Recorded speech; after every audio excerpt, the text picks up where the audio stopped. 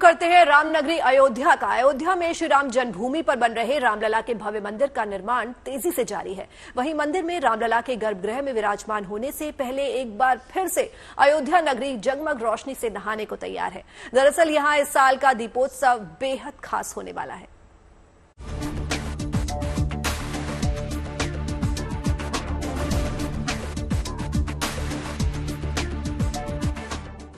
रामनगरी में दीपोत्सव की भव्य तैयारी। प्राण प्रतिष्ठा से पहले देश के 5 लाख मंदिरों में विशेष पूजा। भगवान राम की नगरी में प्रतिष्ठित दीपोत्सव की तैयारी और ज्यादा भव्यता के साथ हो रही है, क्योंकि इस बार का दीपोत्सव बेहद खास है। खबरों के मुताबिक 21 लाख दिए रामनगरी के 51 घाटों पर प्रज्वलित किए जाएंगे। यही नहीं, दीपावली की पूर्व संध्या पर यहां लाइट एंड साउंड शो का आयोजन भी रखा गया है। 11 नवंबर से ही राम की पैड़ी पर रामलला की प्रतिष्ठा तक रोजाना एक भव्य लाइट एंड साउंड शो आयोजित होगा। जहां पिछले साल अयोध्या में 17 लाख से ज्यादा दिए जलाकर गिनीज रिकॉर्ड में अपना नाम दर्ज करवाया गया, उसे कहीं ज्यादा भव्यता और दिव्यता के साथ इस बार ये रिकॉर्ड टूटेगा।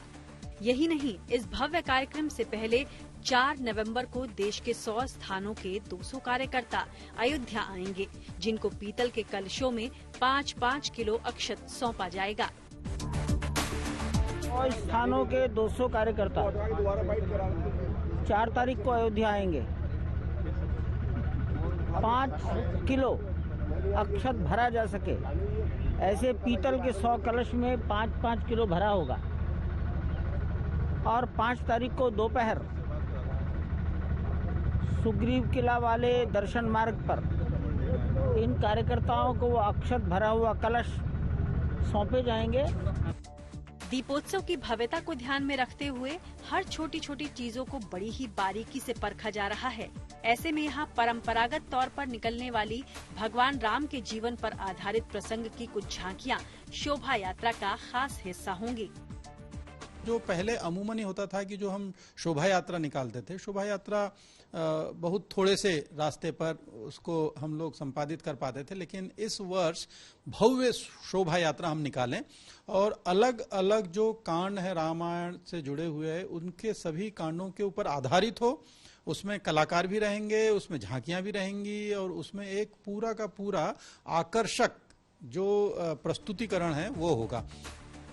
इस बार ज्यादा से ज्यादा लोगों को जोड़ने के लिए टेक्नोलॉजी का भी सहारा लिया जा रहा है, जिसके तहत होली अयोध्या ऐप के जरिए लोग घर बैठे अयोध्या दीपोत्सव में दिए जला सकते हैं।